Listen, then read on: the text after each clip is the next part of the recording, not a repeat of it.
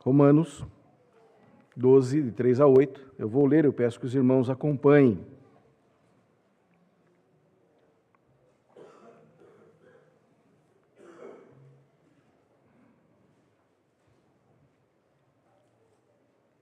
Por isso vos faço compreender que ninguém fala pelo Espírito de Deus, afirma, anátema Jesus. Por outro lado, ninguém pode dizer Senhor Jesus, senão pelo Espírito Santo. Ora, os dons são diversos, mas o Espírito é o mesmo. E também há diversidade nos serviços, mas o perdão. Eu estou lendo em 1 Coríntios, perdão. Está todo mundo me olhando e eu não estou sabendo por quê, eu estou achando o texto estranho, eu falei, não é isso que eu preparei. Na realidade, meus irmãos, esse texto está linkado ao anterior. Eu vou falar sobre ele também, mas, desculpem a gafe. Vamos lá, Romanos 12.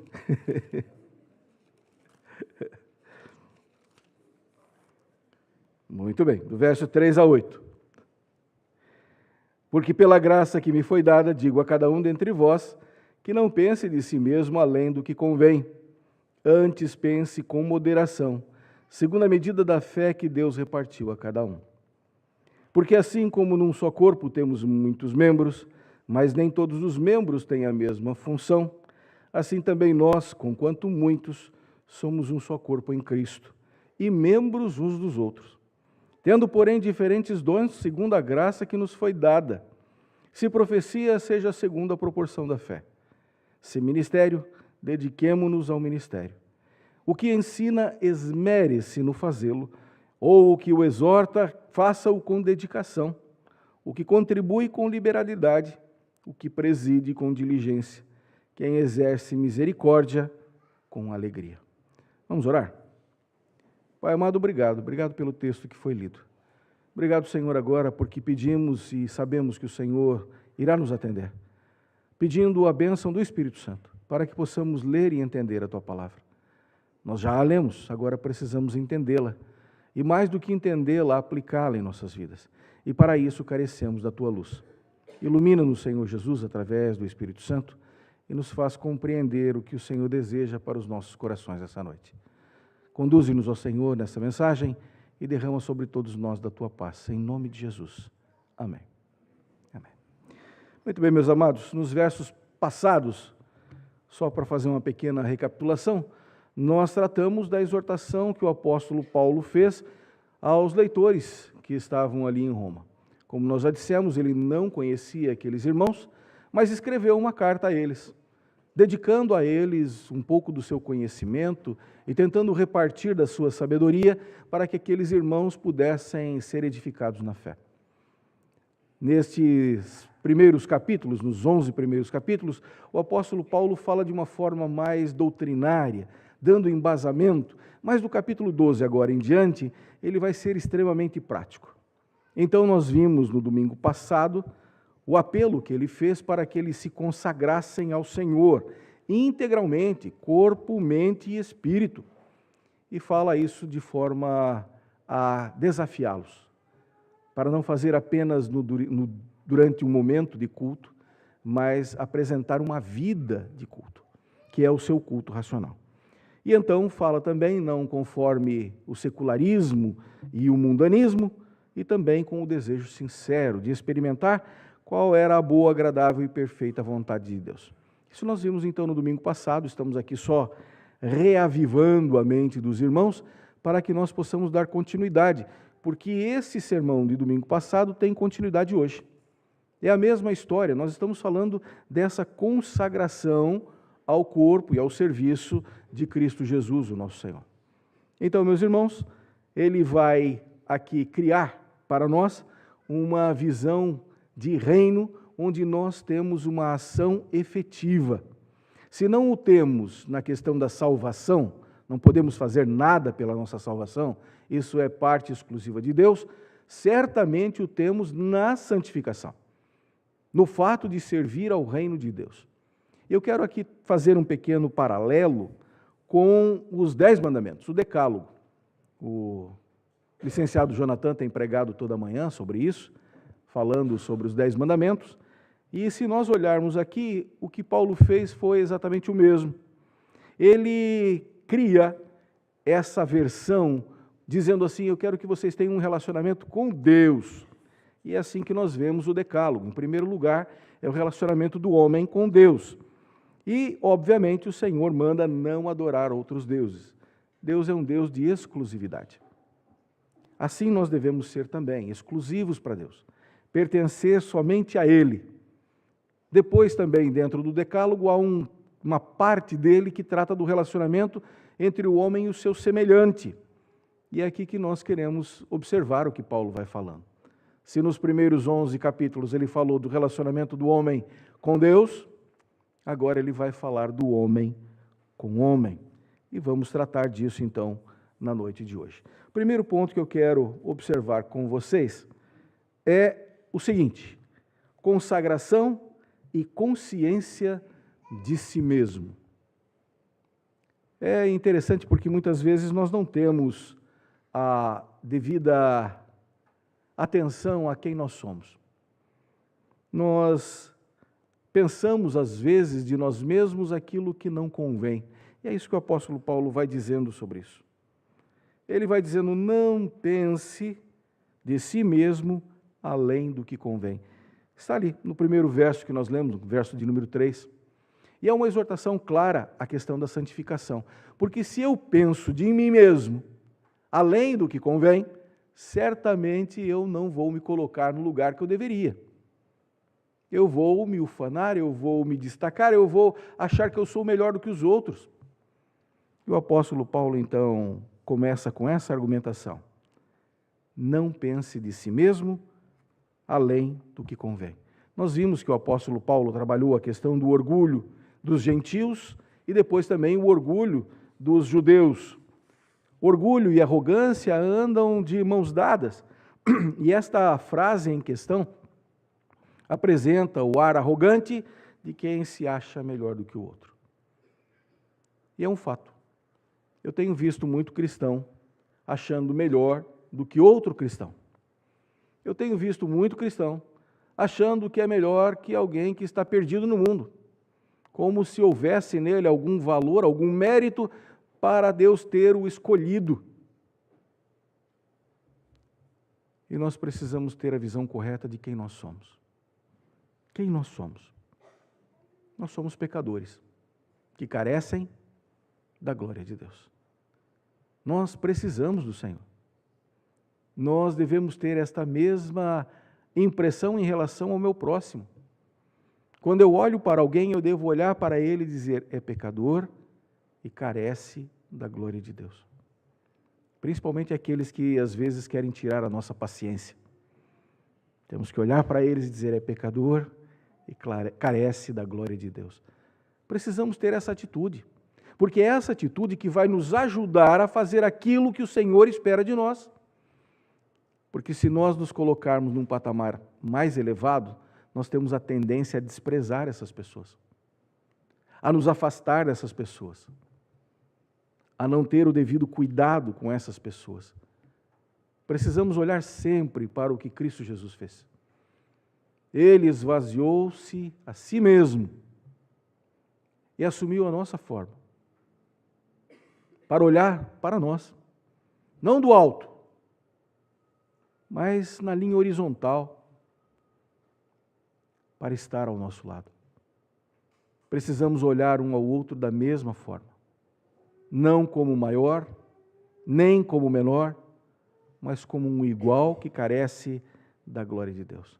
E a palavra que Paulo usa aqui para lembrar disso é uma palavra-chave ali chamada pensar com moderação, parcimônia, não pensar acima do que convém. E é interessante como Paulo faz isso. Ele começa evocando ali uma palavra chamada graça.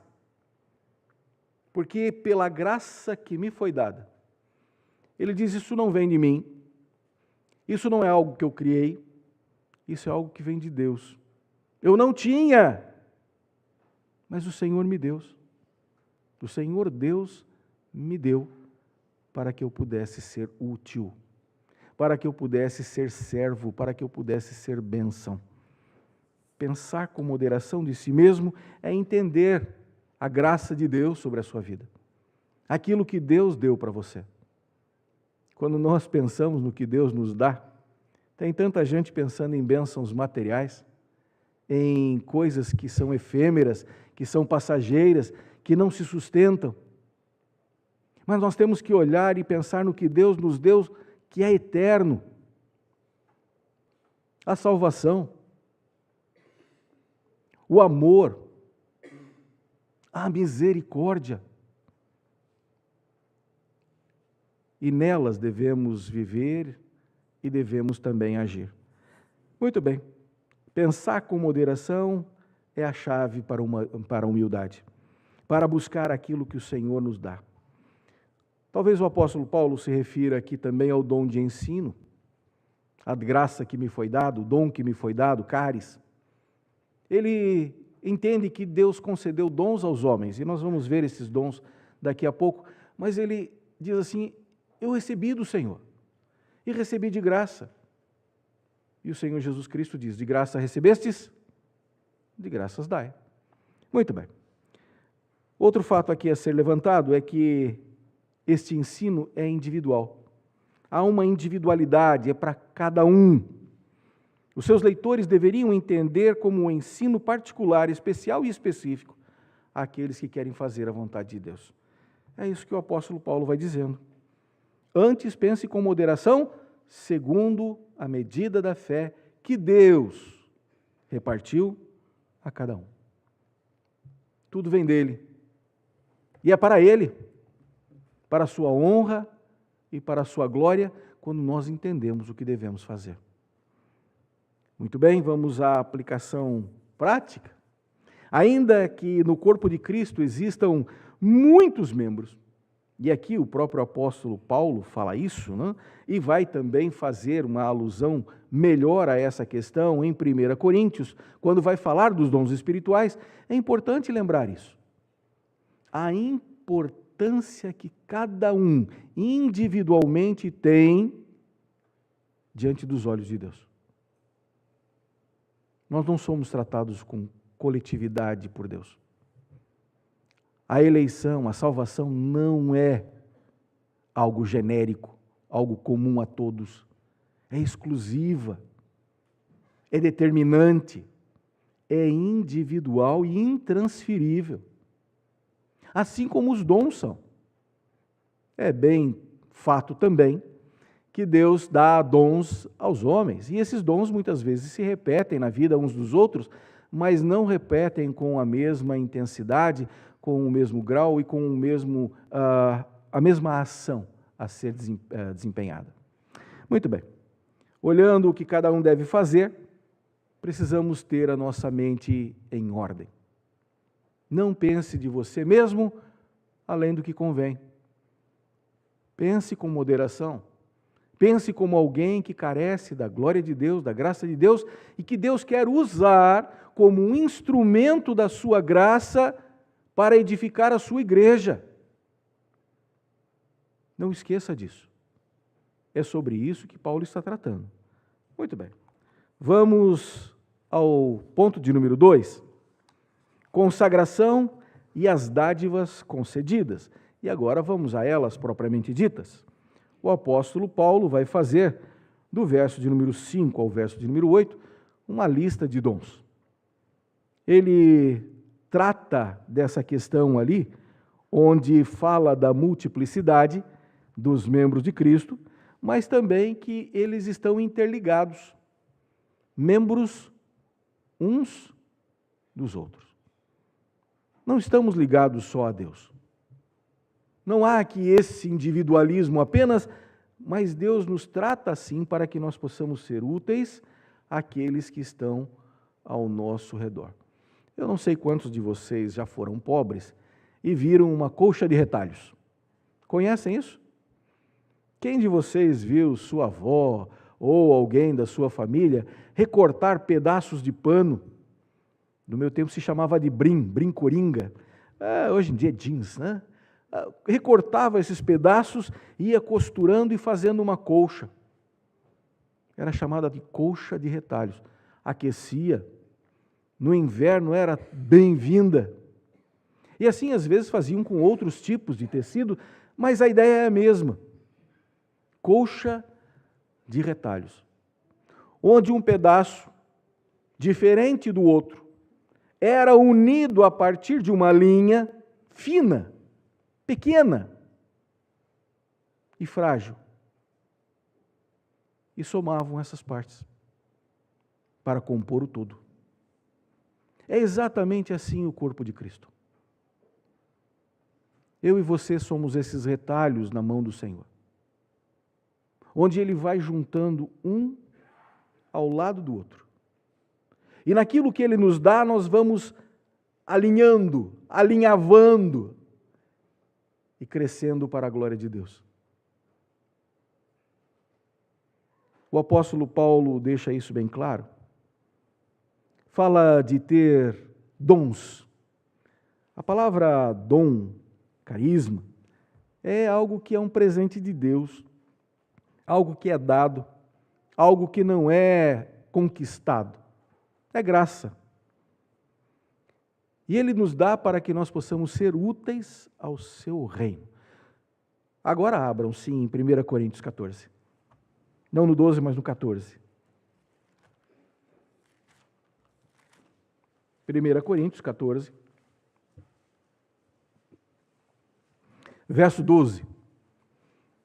No capítulo 12 nós temos a lista dos dons, a forma com que Paulo se expressa sobre eles, como eles devem ser usados, como Deus faz isso para a edificação do seu corpo.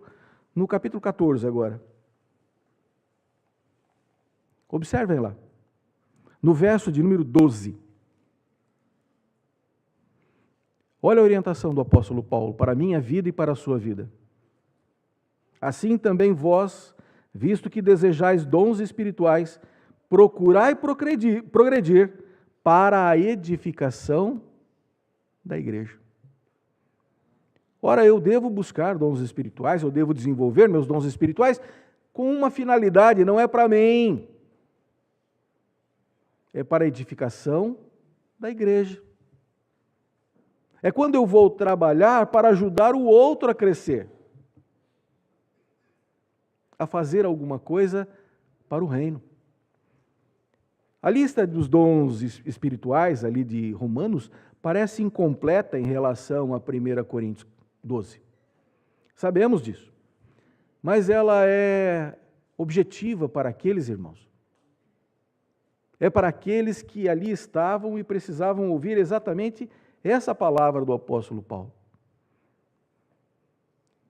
Nós temos uma outra lista de dons espirituais também em Efésios, e também há diferença, há discordância ali, discordância não digo, mas diferença entre elas. Mas para Paulo, aqueles ali eram suficientes para edificar a igreja. Ele está olhando para o todo agora, onde você individualmente colabora para o todo. Não só com aquele que está alinhavado com você, mas com todos os outros pedaços que estão unidos em Cristo Jesus. E assim nós fazemos o reino crescer. Assim nós fazemos o corpo de Cristo crescer sobre a face da terra. De forma local, de forma nacional, de forma mundial. Quando nós fazemos aquilo que o Senhor quer, aquilo que Ele nos chamou para fazer e nos capacitou para fazer com esses dons espirituais. A igreja central, aqui no caso, Paulo falando aos romanos, ela tinha o dever de se espalhar pelo mundo, como todas as outras igrejas tinham. Era importante que cada igreja entendesse isso, que não era para ficar cuidando só dos seus interesses, mas começasse a se espalhar. E para isso, a ajuda de cada um era importante. A aplicação prática que nós temos da consagração e as dádivas recebidas é exatamente esta.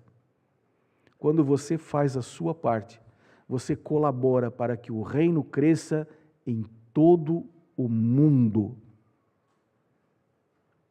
Eu tenho falado já e faço questão de dizer isso.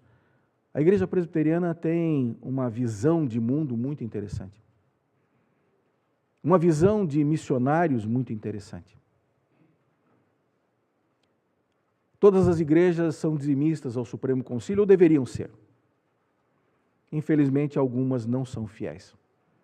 Infelizmente, algumas não estão alinhadas com esse pensamento e não colaboram com o crescimento do reino de Deus, porque quando nós damos o nosso dízimo ao Supremo Concílio, e por favor, aqui eu quero desvincular um pouco da palavra dízimo, dízimo aqui só porque é 10%, mas é a parcela que nos cabe a dar à Igreja Presbiteriana do Brasil. 53% de toda a arrecadação no Brasil é usada exclusivamente para missões, missões nacionais e missões transculturais. Junta de Missões Nacionais e a APMT, Agência Presbiteriana de Missão Transcultural. 2 órgãos que levam a palavra de Deus dentro e fora do país a partir da obediência, da fidelidade das igrejas em fazer isso. Quando você é fiel no seu dízimo e você o traz a esta igreja, você pode ter certeza que ele fará parte desse todo. Que ele será levado às outras nações. Que ele ajudará homens e mulheres a levarem a palavra de Deus. Pode parecer algo tão pequeno, mas é um fato. Às vezes as pessoas dizem, por que a igreja aqui não tem missionário? Por que a igreja não manda? Porque nós somos uma igreja federada. Não somos uma igreja individualizada. Nós fazemos parte da colcha de retalho. Nós não somos a colcha. Podemos mandar alguém? Podemos. Mas nós temos, na nossa denominação, algo que nós precisamos valorizar. Porque assim também nós vamos fazendo a nossa parte. Quando você dá o seu dízimo, você está ajudando a edificar pessoas na Síria, na Jordânia, você está na Irlanda. Tem trabalho presbiteriano em todo o Brasil. Tem trabalho presbiteriano em muitas partes do mundo. Lembrem disso. Se você fizer a sua parte, se você usar o dom que Deus lhe deu, e aqui especificamente esse é o dom da contribuição, no caso, né? Não só de ser fiel ao dízimo, mas de dar além do seu dízimo, o fato é que Deus vai usar e pessoas serão edificadas. Muitas vezes nós dizemos, eu não sei qual é o meu dom, eu não sei o que eu posso fazer. Vamos ver isso? Abram lá, por favor, suas Bíblias, em Romanos de novo. E vamos ao terceiro e último ponto dessa mensagem. Consagração e a ministração dos dons espirituais. Quais dons o apóstolo Paulo retrata aqui? Falando da diversidade de pessoas, de crentes, de dons dentro da igreja, o apóstolo Paulo começa ali no verso de número 6, a falar sobre isso. E o primeiro dom que aparece ali é profecia. Profecia é o discurso que emana da inspiração divina e que declara os desígnios e a vontade do Senhor. Essa prédica contém exortações ou reprovações para os que andam em desacordo e consolo para aqueles que estão aflitos. Além disso, também contemplam a mensagem do Evangelho, das boas novas de salvação e do iminente retorno de Cristo, do seu grande triunfo e glória. A mensagem profética é essa, que trata destes assuntos e vem dizendo, é o Senhor quem está falando. Usando homens, são instrumentos. Usando pessoas, são instrumentos. Mas é palavra de Deus, é a ordem de Deus. Essa é a primeira coisa que o apóstolo Paulo diz que é necessário para a edificação de uma igreja. Aqueles que têm o dom de profecia fazem isso e edificam uns aos outros, exortam, consolam,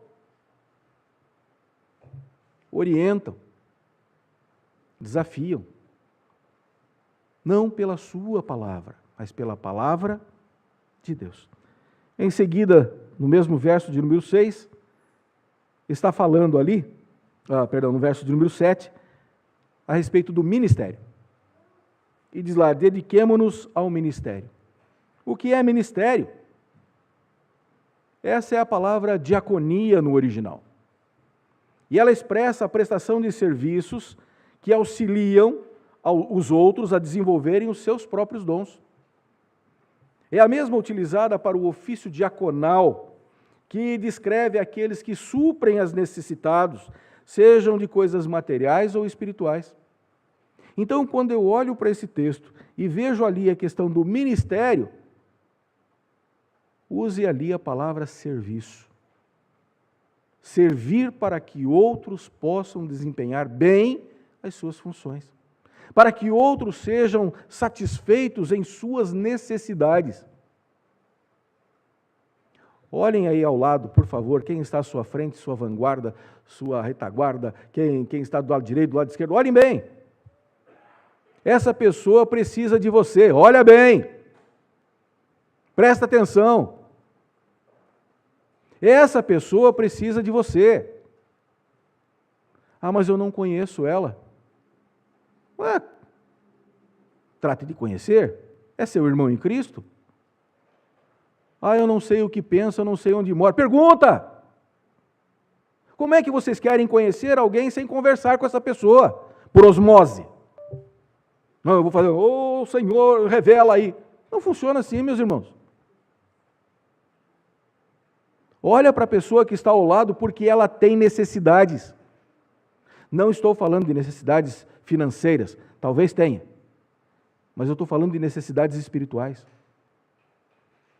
Às vezes ela precisa de uma oração, às vezes ela precisa de alguém que a ouça, ponha o ouvido para funcionar. Às vezes ela tem uma mágoa tão grande e ela precisa pôr para fora. E você precisa orientá-la com o dom que Deus lhe deu de exortação a largar mão disso. Olha para a pessoa que está ao seu lado. Pode ser seu marido, sua esposa, seu filho, seu neto, sua tia, seu amigo, seu irmão, seu desconhecido que está ao lado. Mas olhe, abra os olhos, pelo amor de Deus. As pessoas querem dons espirituais para se acharem. Ah, eu falo em língua. Pelo amor de Deus, os dons é para serviço, para você ser útil na vida do próximo. O que eu tenho visto muitas vezes são crentes que não ajudam, que não estendem a mão, que não querem saber como vai o irmão. São crentes que preferem vir à igreja, sair da igreja e dizer, cumpri a minha tabela. Minha parte religiosa está feita. O apóstolo Paulo está olhando para aquela igreja de Roma e diz, olha, vocês precisam ser mais do que isso. Nós precisamos ser mais do que isso. Eu e você precisamos ser mais do que isso. Aquilo que Deus deu a você, compartilhe. É o dom da exortação? Exorte. É o dom do consolo? Console. Presta atenção, nós fomos chamados para ser úteis, como foi o Senhor Jesus Cristo. Ele não veio para ser servido, mas para servir. Olhem lá. Então a palavra ministério fala desse serviço. Ensino é o próximo da lista. Aquele que instrui, um professor, e que obviamente tem que se comportar à altura do dom recebido. Não é ensinar do tipo, faço o que eu mando e não faço o que eu faço. Pelo contrário, o professor tem que ser aquela pessoa ilibada, aquela pessoa cuja a fala confirma o seu comprometimento com Cristo, confirma o seu caráter. Ele tem que agir à altura. Não é bom que muitos sejam mestres, já dizia Tiago, porque eles vão ter maior juízo. Não é maior galardão, não é maior bênção, é juízo da parte de Deus. Porque eles têm que ensinar a sã doutrina e nada mais. Eu fico pensando nesses tantos que se dizem professores por aí e estão ensinando doutrinas de homens. O juízo que eles terão diante de Deus. Ora, Deus te chamou para ser professor, para ministrar aula, para falar para as pessoas, para edificá-las em Cristo Jesus. Se esmere nisso. Mas saiba a responsabilidade que isso traz. Nós precisamos de professores. A nossa escola dominical está precisando de professores. Caso alguém tenha interesse, pode conversar com a Geise depois do culto ou comigo mesmo, não tem problema. Nós precisamos, professores de crianças, professores de adolescentes, professores de adultos, precisamos. Porque não é só no domingo que a igreja deve funcionar. É durante a semana também. Muito bem. Tem ali também exortação. Quem tem esse dom tem a capacidade de falar ao coração, desafiando-o a uma mudança, ou então promovendo o consolo ou a motivação necessária para que a pessoa faça a coisa certa. Esse dom conforta, encoraja, tem a palavra certa para a hora certa. Exortação. Tem um homem que foi destacado nas Escrituras como o homem das exortações. Era seu nome, Barnabé, natural de Chipre. Também chamado de José das Consolações. A palavra consolação ali é exortação. E é aquele que tem a palavra certa na hora certa. É aquele que faz o desafio certo no momento certo. Isso é dom de Deus. Tenho visto tanta gente falando que não deve, atropelando, causando mais dor do que consolo. Você tem essa palavra, tem esse dom de Deus, use. Nós temos pessoas feridas, pessoas que estão precisando de uma palavra amiga. Depois nós temos ali, como nós já falamos anteriormente, contribuição. Está lá. No finalzinho do verso 8, né? O que contribui, na metade, melhor dizendo, o que contribui com liberalidade. Está falando de investir no reino. Aquele que compartilha. Aquele que pega do que é seu e dá a outrem. Para suprir a necessidade. A palavra liberalidade condiz com um sentimento altruísta, isento de pretensões ou hipocrisias. Faz isso não para aparecer, não para ser louvado, mas faz isso com generosidade. Lembram da história de Jesus na entrada do templo, olhando para as pessoas depositando os seus dinheiros, seus bens ali no gasofilácio, e de repente chega uma viúva pobre e coloca ali pequenas moedas. Lembram da história? E então Jesus diz, ela deu mais do que todos os outros. Os outros estavam dando daquilo que sobrava. Ela, na sua generosidade, deu tudo o que possuía. Meus irmãos, pensem comigo. O Senhor Jesus era o dono daquele recurso todo, não era? Ele tinha autoridade suficiente para dizer para aquela senhora, abre aí, mete a mão, enche a mão, pega a mão, quem não tem, quem tem põe, quem não tem tira, né? Faz isso. Não era um dinheiro consagrado a ele? Por que é que Jesus não falou nada? Por que é que Jesus não chegou ali e disse, mulher, para com isso, tira esse dinheiro, devolve, fica com você precisa. Por que ele não fez isso?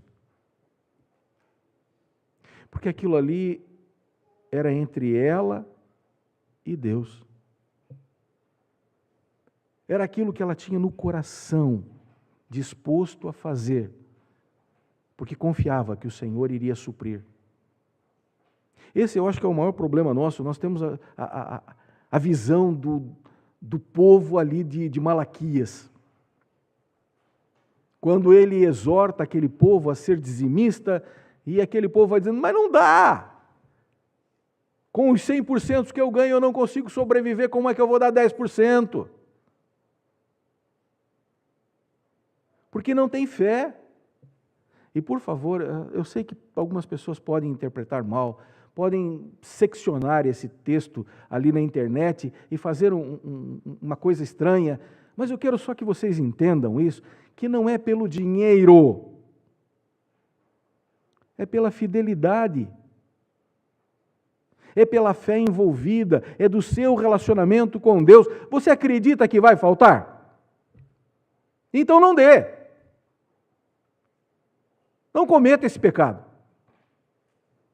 Vai lá no gasofilácio deixar a sua oferta, o seu dízimo. Ai, mas isso eu podia comprar uma sandália. Ai, mas isso aqui eu podia fazer não sei o quê. Não dê.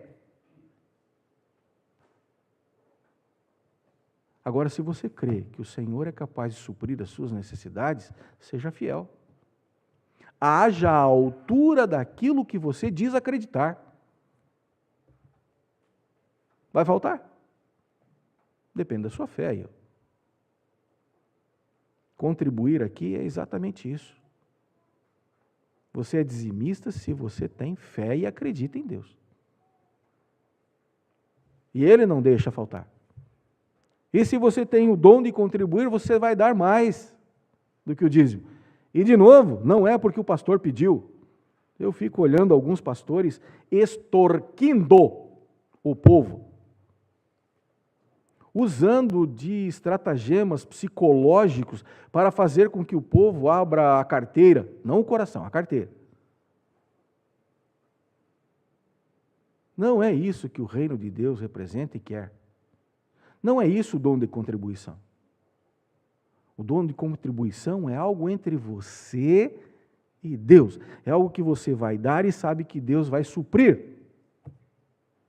Não está dando do que sobra. Está dando o que você tem. Eu sei que eu não falo de dízimo nessa igreja. Vocês já devem ter observado isso. Mas eu não estou falando de dízimo, estou falando de contribuição.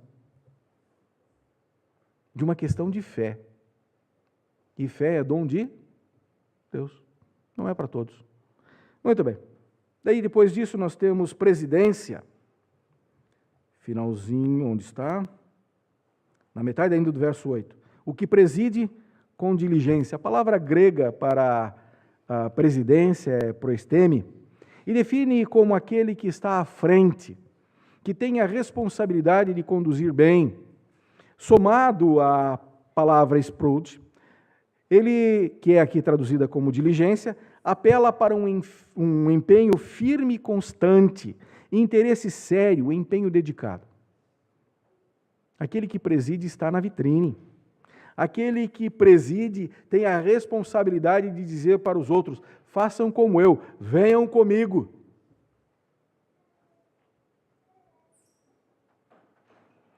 O Senhor Jesus Cristo fez esse convite, vinde a mim, todos vós que estáis cansados e sobrecarregados, eu vos aliviarei. Essa é a parte boa.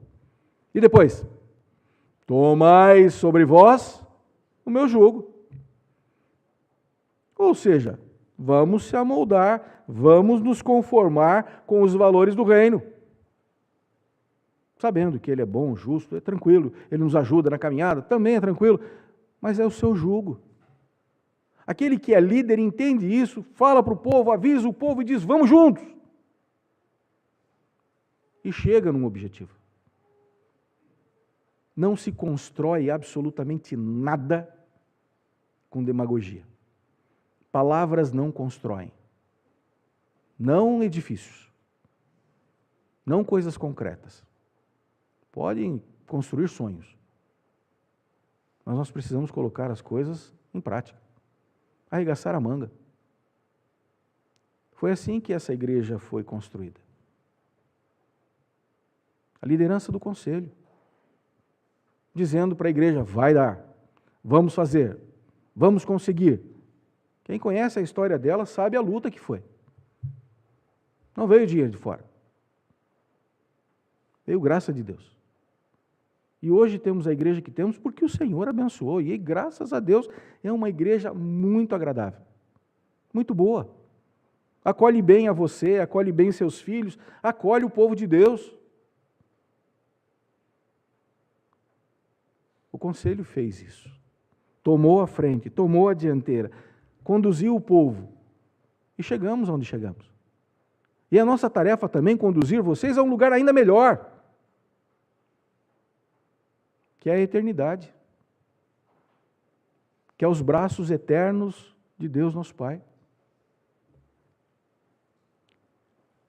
Por fim, temos ali misericórdia, eléu. Significa ajudar o miserável, socorrer ao aflito com alegria, isto é, com prazer de ajudar.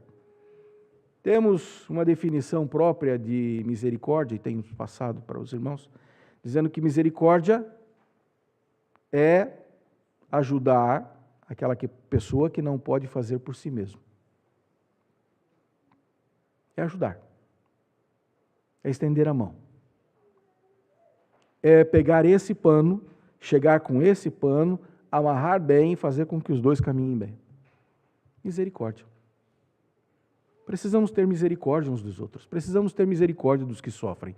Precisamos ter misericórdia. E o apóstolo Paulo faz essa lista dizendo: isso é necessário dentro da igreja, de Roma e desta aqui. De Roma e de qualquer outra igreja sobre a face da terra que se chame pelo nome de Cristo, daquele que concede dons. E a minha pergunta para você é: qual é o seu dom? Qual é o seu dom? Essa não é uma lista exaustiva dos dons espirituais, mas ela fala de você ajudando a construir o reino de Deus, individual e coletivamente. Sua responsabilidade, minha responsabilidade, nossa responsabilidade. Muito bem. A pergunta que faço para encerrar essa mensagem é a seguinte: a quem você tem servido? A quem você tem sido útil? De que forma você tem servido ao Senhor dentro do corpo de Cristo? Ah, pastor, mas eu não sei fazer grandes coisas. Faça pequenas coisas, então.